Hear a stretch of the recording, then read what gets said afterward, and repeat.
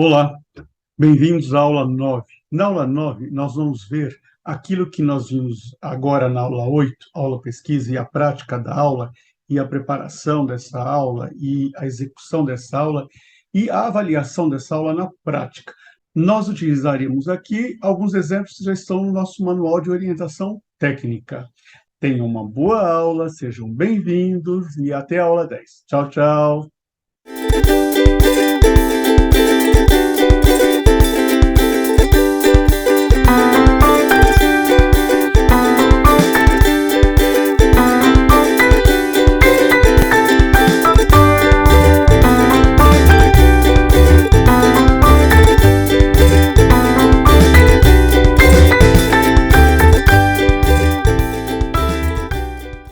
Aula 9, prática, aula pesquisa e avaliação. Aqui nós vamos trazer alguns exemplos que constam dos cadernos de orientação técnica. Nós vamos falar um pouquinho nessa prática, muito mais prática de aula pesquisa e avaliação conforme os nossos manuais, ok? Vamos lá? Bem, como exemplo, né, nós pegamos uma das atividades, existem outras atividades no nosso caderno como exemplos, a partir principalmente do capítulo 4, nós teremos vários exemplos de atividades. A partir do capítulo 4, que nós falaremos aí na aula 10, nós montamos muito mais exemplos. Aqui, nesse momento, vamos trazer exemplos do ensino fundamental 1, entre a página 50 a 98, e no caderno de orientação a gente pode entrar com muito mais detalhe. E aqui a gente vai fazer uma pincelada muito mais abrangente para algumas coisas que entendemos ser muito importante nesse momento ficarem esclarecidas aqui. Bem, lá no nosso caderno de orientação, nós temos na aula 1, vamos brincar com a água e a terra. Ela faz parte de um módulo que foi criado, que nós trabalhamos tanto na Enximani depois, quanto nas crianças das escolas públicas em Caçapava, aonde nós, a partir de uma brincadeira, com uma brincadeira típica do Japão, que nós chamamos de dorodangos, que são bolas de barro, nós vamos desenvolver essa aula de educação ambiental. Então, dorodangos, bolas de barro, né? Vamos brincar com a água e a terra, fazendo os dorodangos. Na aula 2, para onde foi a água? Nós começamos a fazer a reflexão. Nós tínhamos água, ela misturou com barro, ou com a terra, ou com areia. Para onde foi essa água? Né? E vamos brincar de tomate usando água e terra. Então, ali seria um módulo todo criado para falarmos da água e da terra, do solo e da água. Né? Então, nós começamos a aula 1, que é a aula de introdução, sensibilização, nesse exemplo, usando dorodangos. É importante aqui esclarecer que você, dentro dos seus temas e os eixos que vocês forem criando, vocês pensem na melhor alternativa de sensibilização segundo a realidade de vocês, os recursos que cada um tem. Né? Para a gente, a bola de barro, dorodangos, foi recurso muito à mão do que a gente tinha tanto lá no Japão quanto nas escolas públicas, não é? Mas ela é um bom recurso, principalmente pensando em trazer a conexão das crianças com essa realidade da natureza, sentir, de fato, água, barro, né? Essas misturas, essas densidades, essa umidade, o que é mais seco, é mais úmido. Enfim, lá no nosso caderno de orientação, a gente tem aí umas possibilidades de provocar a curiosidade da criança, explorar essa curiosidade através desses elementos, a água, a terra, não é? E depois aí com as próprias plantinhas e legumes que a gente for tratar, quando tratar de água e terra. Bem, nós não vamos ler aqui cada item, mas nós vamos passar por eles, né? Vocês têm no manual de orientação técnica de vocês, na verdade, uma abertura maior do que seria o planejamento de uma aula, né? Aqui nós temos os itens que são a base, a estrutura dessas aulas. Então, por exemplo, nós vamos montar a aula, nós temos lá o objetivo, o título da água, o tema, né? No caso, fazendo dorodangos, bolas de barro. Qual é o objetivo dessa aula? Usar a água e vários tipos de terra, fazendo bolas de barro de forma lúdica para explorar a curiosidade sobre a água e sobre a terra. Essa é a nossa sensibilização inicial nessa atividade. E aí nós temos alguns itens que são fundamentais, que estruturam aí o nosso trabalho nessa metodologia, que é dispor e organizar, sistematizar das condições de implementação, eu identificar o público-alvo, para quando que eu vou colocar aquela aula, qual é o horário da escola, qual também é a série que eu posso privilegiar. Pode ser que para aqui, no Japão, essa atividade é para o segundo ano do ensino fundamental 1. De repente, na sua escola é para o infantil, é para o fundamental 1 no primeiro ano, enfim, vocês vão adequando conforme a realidade de vocês. Dos preparativos, é bom que sempre fique muito claro, bem antes da atividade, que a gente já deixa ali tudo preparado. Por quê? Porque mesmo quando tudo está 100% preparado, alguma coisa vai aparecer de última hora. Então, a gente, dentro dessa organização, a gente procura já estar, assim, o máximo de preparo possível para aquilo que não está sob o nosso controle, seja administrável. Eu preparo todo o material, eu preparo a aula, eu tenho espaço e no dia chove. E aí, como é que a gente resolve isso? Então, sempre a gente tem que estar aí 110% preparado, ok? É nesse sentido que esse item é muito importante, os preparativos. E procedimento? Os procedimentos têm também a ver com essa organização, mas com os objetivos dessa atividade, né? Veja bem, olha, informe aos alunos que eles verão grãos de areias, de terras de vários tamanhos e cores, informe que eles brincarão de fazer bolas de barro usando essas areias, essas terras. No caso das crianças japonesas, eles já até conhecem um pouquinho do que eles vão fazer, que fala do Orodango, eles já sabem, identificam. Aqui, né, no nosso caso, não é uma brincadeira muito típica, então a gente tem que esclarecer, olha, essa brincadeira vai ser com barro, no Japão ela chama Dorudangos, né, e vamos brincar com elas. Agora, o que que a gente vai propor inicialmente nessa brincadeira? E aí você vai usar a sua criatividade, né? No caso aqui, nós temos ainda aqui, ó, informe aos alunos que eles têm que respeitar as regras. Abaixo, ao brincar de fazer bolas. Olha que interessante. Temos regras no jogo, né? Então, assim, tomar cuidado que as bolas de barro não atinjam os olhos, o nariz e a boca. O local de brincar tem que delimitar essa área. Depois de toda a atividade, seja ela qual for, mas aqui principalmente vamos limpar o local, né? E estipular um horário de término da atividade. Deixe-os fazer bolas de barro livremente. E aí eles vão soltar a criatividade deles, né? E a gente só vai administrar aí que as crianças possam livremente, isso é muito importante, desenvolver suas atividades. Não é? E lá no item 5, na metade da atividade mais ou menos, a gente pode pedir para que cada um comece a apresentar o que está fazendo e vai apresentando para o grupo quais foram suas facilidades, suas dificuldades, se a sua Dorodango ele está mais macio, mais rústico, mais liso, mais pesado, mais leve, maior, menor, enfim, o que que ele estava pensando em praticar ali quando ele começou aquele projeto de bola de barro. Também é importante criar alguns critérios, né, para esses comparativos, né, das bolas de barro. Então, quais são as bolas que ficaram maiores, as que ficaram mais lisas, as que ficaram mais pesadas, as que ficaram mais rústicas, quais ficaram maiores, né, quais estão mais sólidas, quais estão mais rachadas no final do processo. Lembrando o seguinte, essa atividade ela acaba um dia depois. Por quê? Depois que fizer as bolas, elas têm que secar, né? E aí lá no nosso manual, nós vamos ver aqui, vai ter aí as várias finalizações. E para as finalizações dessas bolas, depois de seca, a gente tem alguns exemplos aqui, olha.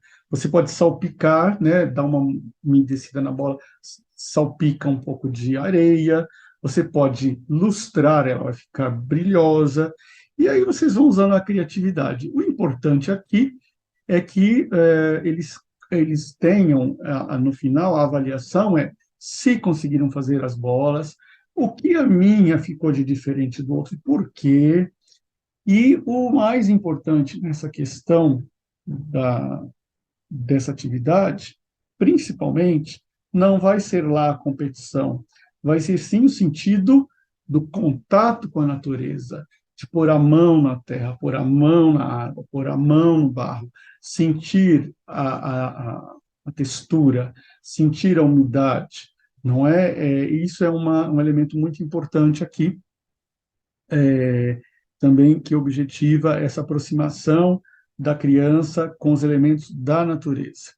E é importante também que o professor ele já tenha uma bola, ou duas, ou três, de tipos diferentes, pronta para só no final desse processo trazer para as crianças e mostrar, olha, eu fiz uma bola lustrosa, né, luminosa, fiz uma bola rústica, fiz uma bola salpicada, e que encerre aí com esse contexto, ok? Isso é a atividade inicial, é a nossa atividade de sensibilidade. Mas quando a gente acaba essa atividade, após as discussões, após as comparações, nós temos também que sistematizar a nossa avaliação aqui. Lembra que a gente está num contexto de aula-pesquisa. A todo momento, as observações precisam ser anotadas. E aí nós vamos ver essa parte a partir de agora. Essa parte da educação ambiental, que é necessária, mas ela também precisa ser leve, agradável, estimulante, e que seja sempre no sentido de desenvolvimento as questões ambientais e, sobretudo, para a gente avaliar se estamos atingindo os objetivos propostos tanto no módulo quanto naquela aula específica, ok? Aí nós criamos uma ficha para essa avaliação, né?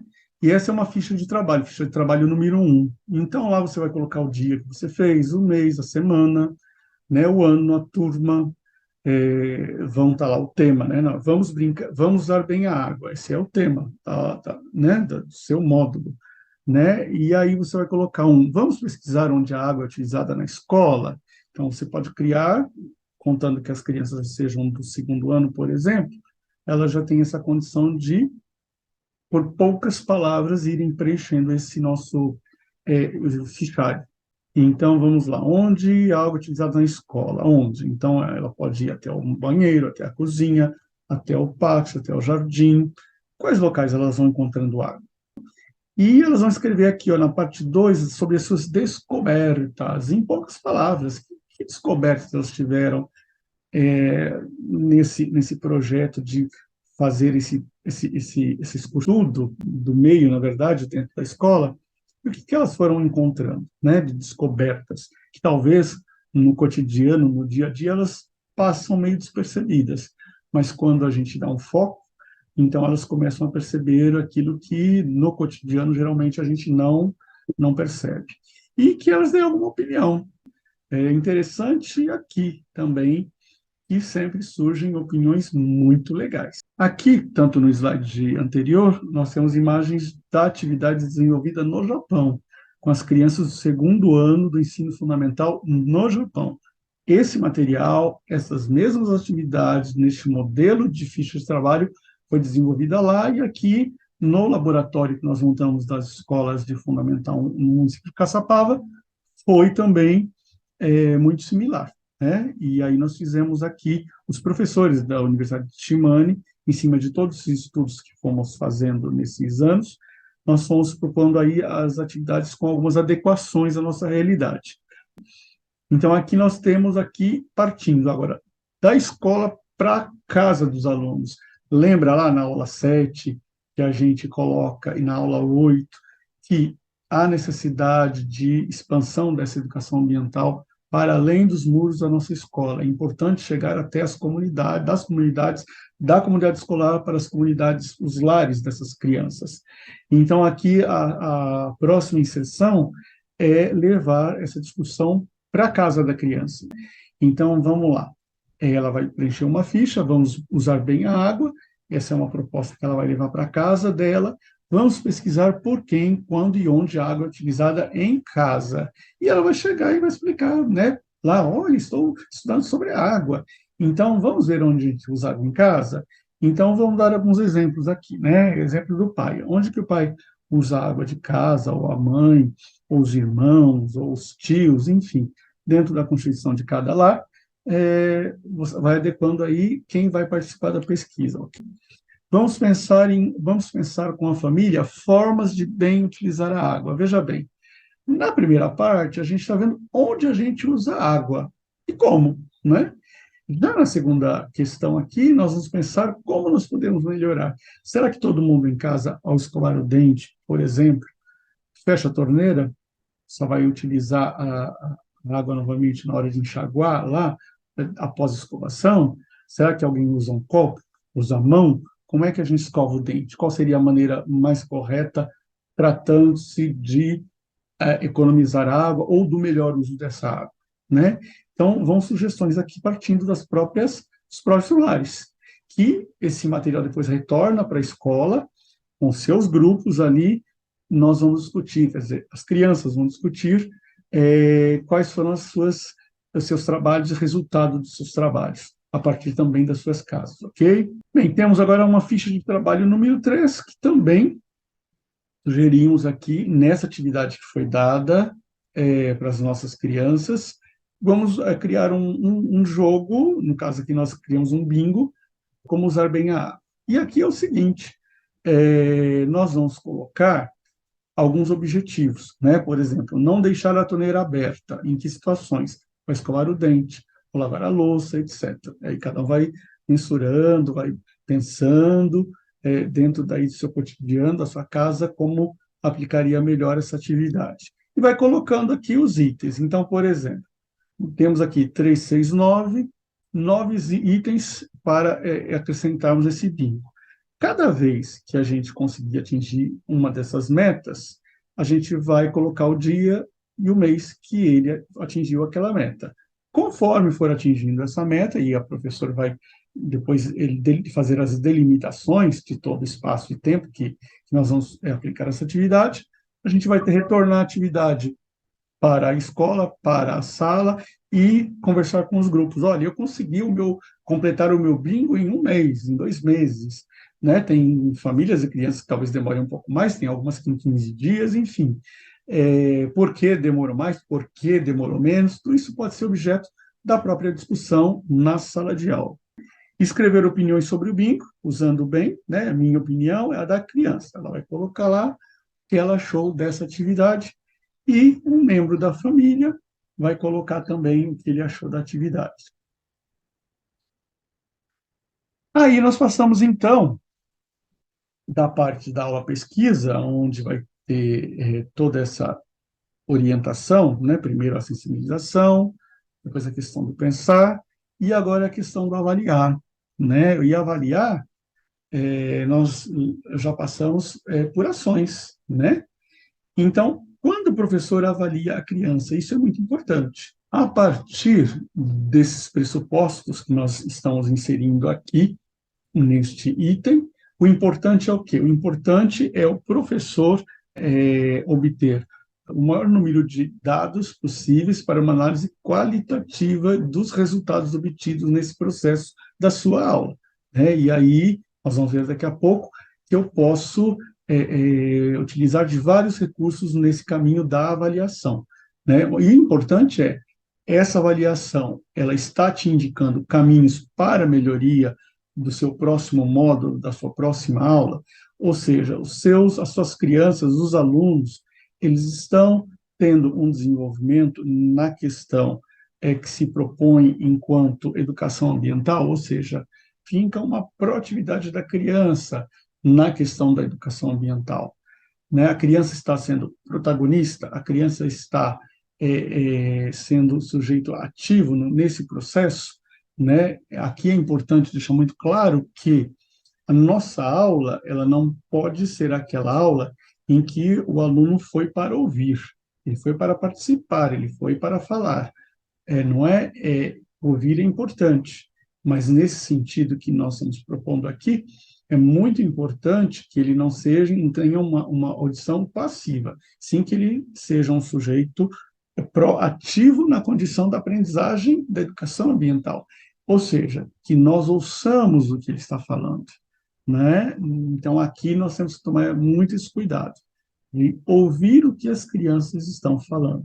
A partir do que elas colocam, é que nós vamos ganhar outros elementos de melhorias aí para essas aulas. E aí, dois, quando o próprio professor reflete sobre a aula que lecionou e avalia a si mesmo. Bem, aí o professor ele pode refletir sobre a aula que ele deu se utilizando de diversos métodos. Ele pode gravar a videoaula dele, ele pode criar alguns registros de observações durante a aula, que depois ele pode ir analisando melhor qual foi a melhor maneira de se aplicar aquela aula dentro daqueles objetivos, não é? Ele pode ir avaliando as fichas de registros que ele tem para relembrar as aulas, não é? Investigar sobre os resultados e os problemas que apareceram dentro da aula, sejam registros de vídeo, de foto, de fichas que ele pode ir produzindo no processo dessas aulas, lembrando que a gente falou no slide anterior, que não seja um serviço burocrático, seja um serviço de um registro de forma simples e seja agradável para todos, mas que ele sistematize de forma segura ali o que ele vai levantar qualitativamente, ok? Quando um outro professor observa a aula e avalia a aula com o professor que lecionou, discutindo com ele, item 3, né? A avaliação do professor observador. Esse é um método do qual nós pedimos a cooperação de um professor, de um colega que esteja inserido no nosso projeto, né? Apesar de nós não termos essa inserção dessa prática na nossa cultura, não é? É importante que a gente comece, a partir das aulas de educação ambiental, fazer aí essas primeiras inserções de um colega observador da nossa aula, objetivando assim a melhoria dessa aula, né? Podendo nos auxiliar. Mas, falando de educação brasileira de forma geral, não é uma prática que a gente está acostumado. E por isso, quando a gente chega neste item, por diversos e complexos motivos, nós nos deparamos aí com algumas dificuldades para a inserção desse tipo de avaliação, do qual a gente traz um colega para assistir a nossa aula e poder nos auxiliar nessa melhoria. Mas fica aqui que é muito importante como início, né, de uma nova prática, né, ou uma prática motivadora no sentido de um trabalho coletivo dentro da escola e além de coletivo, no sentido interdisciplinar, né? Enfim, nós temos aí todo um trabalho de superestrutura que às vezes nos dificulta para alguma dessas colocações em avaliação que nós estamos colocando aqui. Agora, o importante é que estudemos aí o que é possível, então, fazer a partir do que é a nossa realidade. Mas, como sugestão aqui, é necessário, na implementação, no sucesso dessa metodologia, a busca sempre pelo professor que vai cooperar aqui com a nossa aula. De alguma forma, a gente precisa pensar uma maneira de encontrar esse professor que vai ser o nosso parceiro de aula e de acompanhamento de aula, ao mesmo tempo você vai ter essa reciprocidade, né? Quando for a aula do seu colega, você vai estar lá com o mesmo objetivo, né? De cooperar para a melhoria de aula do seu colega, ok? Autoavaliação da criança, questão da educação ambiental, né? É importante que a criança comece desde cedo a fazer uma reflexão sobre o seu aprendizado, né? Por que eu estou aprendendo? O que é importante eu aprender? Por que eu não estou aprendendo? E é muito comum aqui, na educação ambiental, nós nos apropriarmos dessas questões como forma de atingirmos os objetivos, que é a ampliação, desenvolvimento da curiosidade e do afeto pelas questões ambientais. Mas, na verdade, na educação, de um modo geral, é muito importante, né, que essa proposta ela esteja muito bem estabelecida, muito bem clara para as crianças, né? E aí, de que forma a criança pode fazer essa avaliação? Bem, temos dois casos que vamos citar aqui.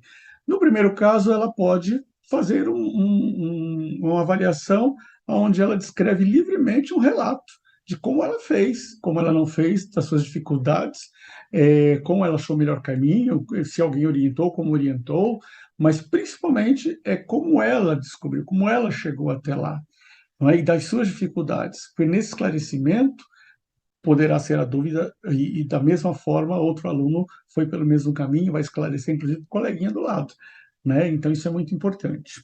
E na segunda, o professor ele pode criar o fichário em escalas de avaliação, né, que vai deixar bem mais sistematizadinho, né? Ele vai colocar lá, olha, entendi, entendi muito bem, não entendi, não é? E então tem duas formas. Ou ele vai livremente abrir ali um relato, ou o professor vai criar uma ficha de avaliação. Entendi, não entendi, entendi muito bem, não é? E aí, o professor, de uma forma quantitativa, pode avaliar o resultado daquela atividade. Com o relato, ele pode ter ampliar mais a sua forma qualitativa a partir dos relatos das crianças, não é? Por quê? Porque a partir do relato, a própria criança vai poder expressar muito claramente o que ela não entendeu, por que ela não entendeu, quando ela não entendeu, ou quando ela entendeu, qual foi a maneira que ela conseguiu esclarecer, né? Então, aí, essa vantagem do relato sobre uma sistematização em fichas direto somente, né? E também é importante uma coisa aqui, esta autoavaliação, ela é importante antes do início da atividade e após a atividade. Então, por exemplo, no caso do Dorodango, uma avaliação antes da atividade. Você sabe o que é Dorodangos? Você já brincou? Alguém já lhe falou o que é Dorodangos? Você já brincou com terra? Você já brincou com água? Né? Sim, não, sempre. Então, uma avaliação preliminar. E, ao final, uma avaliação dos resultados da atividade pós-aplicação da atividade, né? Que é o que nós estamos falando aqui, que pode ser feita através dos relatos das crianças, ok? Quando as crianças avaliam umas às outras, nesse mesmo sentido, quando ela cria a autoavaliação, ela expõe sobre ela e ela avalia o colega, não é, na linguagem de cada um, não é? Na linguagem própria de cada criança, e a gente pode fazer essa observação muito mais proximal, né? Aqui, quando nós falamos as crianças avaliam umas às outras, são as avaliações mútuas, não é? A vantagem aqui da avaliação mútua é que as crianças elas já terão feito uma avaliação sobre si, né, sobre seu trabalho. Ela vai ouvir agora a avaliação dos seus colegas. O colega vai avaliar o seu trabalho, mas o colega também vai avaliar a si. E durante essas duas avaliações, as crianças vão criando referências sobre aquilo que eu aprendi, como eu aprendi, referências de como o outro aprendeu. E nessa questão de encontrar as referências é que nós vamos encontrar, inclusive, pensamentos e opiniões opostas. E como esses pensamentos e opiniões opostos, não é, vão criando diversos conhecimentos e que muitos chegaram no mesmo caminho de diversas formas, de diversos caminhos. E aí nós encontramos o quê? Encontramos diversos caminhos para um mesmo fim, uma mesma atividade, um resultado de melhoria. E alguns foram por um caminho de melhor melhoria, outros com mais dificuldade. Mas essas comparações são muito importantes nesse momento, não é? Não só aqui, né, como nós vimos anteriormente, não vai ser só para a educação ambiental no final da proposta, ele vai ser para a educação de uma maneira geral, né? E é muito importante que essas discussões elas gerem aprendizados, não é? Estamos falando especificamente aqui da questão da educação ambiental, mas é como prática, disseminando aí para a educação de um modo geral, né? E é muito importante, então, que nesse processo as crianças consigam avaliar-se mutuamente, e nesse sentido que nós falamos de desenvolvimento na educação, desenvolvimento da educação ambiental, em que, no final de cada processo, tenhamos aprendido sempre mais um pouquinho. Tudo bem? Bem, aí nós temos alguns exemplos de fichas de avaliação. Vocês têm todos esses exemplos nos manuais, tem esses e outros exemplos, não é? Principalmente no capítulo 4 com o Fundamental 2 e Infantil, nós colocamos aí alguns exemplos, mas é o que nós falamos, são só exemplos. Vocês vão poder criar os mais diversos tipos de fichas de avaliações e tipos de avaliações e metodologias, conforme a realidade de vocês, tudo bem? É muito importante aqui nesse item, o professor, após o término de cada proposta, cada trabalho, cada módulo, né, se não é possível detalhadamente ali fazer toda essa análise a cada aula, mas que em cada módulo você traga todo esse material, feche essa proposta fazendo essa avaliação, né, e percebendo, não é? De que maneira foi aí evoluindo todas as questões das propostas, na inserção dos trabalhos, no desenvolvimento desse trabalho, no fechamento desses trabalhos. Né? De que maneira esses conteúdos foram entrando, você foi sensibilizando, de que maneira as crianças foram expondo e aprendendo a avaliar a si, avaliar o outro, de que formas que você pode melhorar também a avaliação como objeto de melhoria para os próximos módulos. É esse sentido aqui que a gente leva essa reflexão do professor e da sua própria aula, ok? E no sentido em que você não percebeu a melhoria, que você percebeu algum travamento, ou que a aprendizagem ficou entroncada, ou que tivemos problemas, aí você vai parar e falar, ops, foi a minha falha aonde? Essa pergunta, ela precisa estar muito clara para você, não é? Lembra que quando nós estivemos lá nas primeiras aulas, de que nós tratamos da questão de entender como a criança aprende, né? Então, aqui é importante a gente observar como essas crianças estão aprendendo, não é? Quando nós falamos em metodologia aqui, ela é uma metodologia principalmente em busca de como a criança aprende, não é? Nós não vamos criar esse manual prontinho e multiplicar em 20 e vamos assim até o ano 2050. Longe disso. Nós vamos sim, enquanto metodologia, buscar como a criança aprende e dar e trabalhar com as ferramentas para que o professor seja pesquisador, a criança seja pesquisadora, né? Esse é o início de um processo aí de crescimento e desenvolvimento da educação e da própria vida da criança, não é? E lá no final é o que a gente coloca, né? Aí nós deixamos de fazer uma avaliação inconsciente para uma avaliação deliberada, né? É muito importante quando a gente cria um método em, em avaliar e sistematize, deixe muito claro esse método, é para que nessa melhoria ela seja uma melhoria consciente, não é? Muitas vezes, várias condições não estão favoráveis aí a tantos processos, mas o que a gente busca aqui é que esses processos se entrem, representem e se insiram nesses cotidianos escolares como base cotidiana, no sentido de que não seja mais uma coisa para o teu trabalho, e sim uma coisa que vai me facilitar o trabalho, me facilitar a melhoria.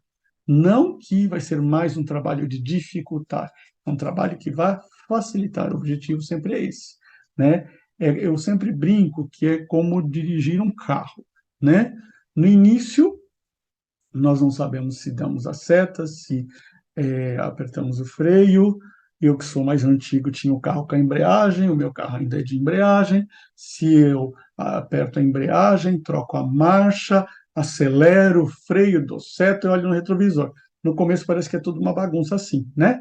Mas depois a gente dirige o carro sem praticamente perceber que estamos trocando de marcha, olhando, dando seta. Enfim, é nesse sentido que a gente está falando aqui quando a gente fala da aplicação da avaliação inconsciente para uma avaliação deliberada. E que esse processo, no início, ele é um pouco dificultoso, sim, nós temos essa clareza, mas que no processo, com a experiência, a gente passa a praticamente como a gente dirige um carro. Sentamos no carro, damos partida e chegamos até o ponto que nós necessitamos, ok? Bem, aqui nesse ponto a gente traz o seguinte: como que a gente vai levar, e como a gente pode sistematizar, organizar a nossa aula para o nosso observador, né? Aquele que vai assistir a nossa aula lá, vai nos apoiar, vai nos ajudar, orientar, esclarecer quais são os melhores sentidos da nossa aula, né? Aqui estamos dando passo a passo, né? Primeiro que a gente tem que ter muito claro já pronto o nosso plano de módulo e nosso plano de aula. O nosso observador, quando ele chegar para assistir a nossa aula, ele tem que saber qual é o nosso módulo, qual é o objetivo daquela aula antes dele começar a assistir a aula, né? Parece que seria meio óbvio, né? Mas temos que seguir mesmo esses passos, né?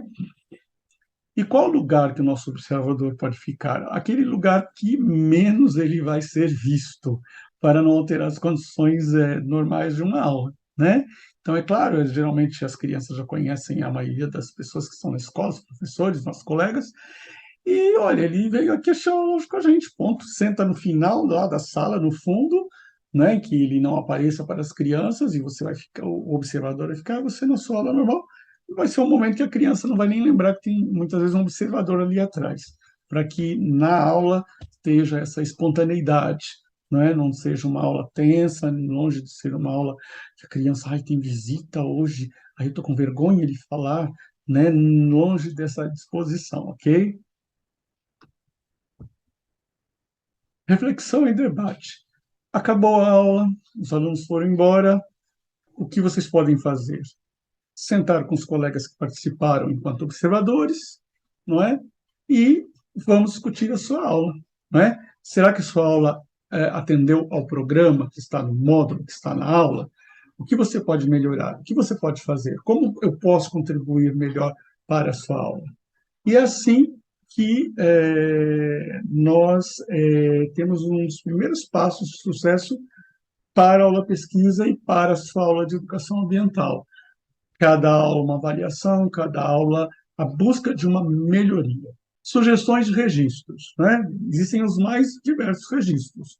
As avaliações que nós vimos em fichas, fotos, os vídeos, relatórios descritivos de aula, relatórios diagnósticos, recomendações, opiniões, as suas impressões, enfim, aqui vocês podem usar vários métodos, né, que melhor se adequarem à realidade de vocês. E como nós falamos, aqui, tudo que contribuir, não é, enquanto método, para que você tenha melhoria na sua aula, vai estar valendo, desde que sistematizado, desde que fundamentado, e que essa aula contribua para sempre o desenvolvimento da educação ambiental. Vamos nos encontrar na aula 10, e na aula 10 nós finalizaremos nosso ciclo aí de bases teóricas, ok? Tenham um ótimo descanso e até a aula 10. Tchau, tchau!